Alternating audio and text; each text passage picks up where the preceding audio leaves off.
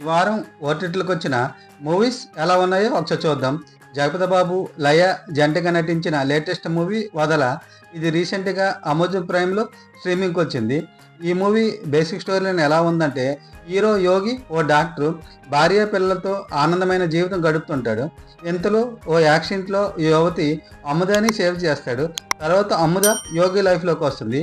ఎందుకు వీరి లైఫ్‌లోకి అముద వచ్చింది? దీనివల్ల యోగి సంసారంలో ఎటువంటి పరిమాణాలు దారితీసింది అనేది ఈ మూవీ కథ. అముద పాత్రలు అయితే రుతిక అయితే తన యాక్టింగ్తో ఆకట్టుకుంది. చివరిలో వచ్చే ట్విస్ట్ కొంత పర్వాలేదు కానీ మిగతా మూవీ అయితే రొటీన్ కథతో బోర్ ఫీల్ కలుగుతుంది. ఓవరాల్గా ఈ మూవీ అయితే బాగులేదనిపించింది. సూపర్ స్టార్ కృష్ణ ఫ్యామిలీ నుండి వచ్చిన జయకృష్ణ హీరోగా పరిచయమైన తొలి మూవీ 'శ్రీనివాస మంగాపురం'.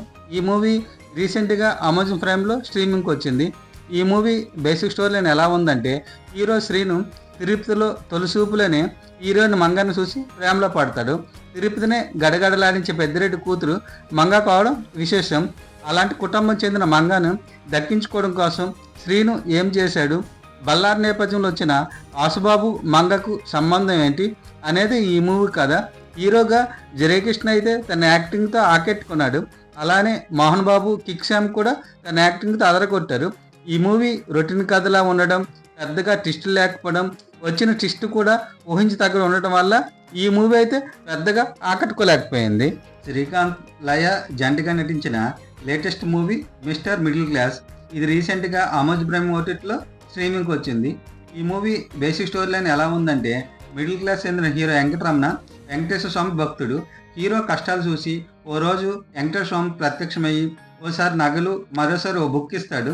దీంతో నీ కష్టాలు అన్నీ తీరుతాయని స్వామి చెప్తారు. దీనివల్ల వెంకటరామన్ జీవితంలో ఎలాంటి పరిమాణాలు జరిగాయి అనేది ఈ మూవీ కథ. ఈ మూవీ మొదటి 30 నిమిషాలు మిడిల్ క్లాస్ కష్టాలు, కొంత ఎమోషనల్గా, తర్వాత స్వామివారు నగలతో కొంత కామెడీగా, ఫస్ట్ హాఫ్ పర్వాలేదు అనిపిస్తుంది. సెకండ్ హాఫ్ బుక్ వల్ల వచ్చే ఎపిసోడ్లు కొంత సాగతీతలు అనిపిస్తుంది.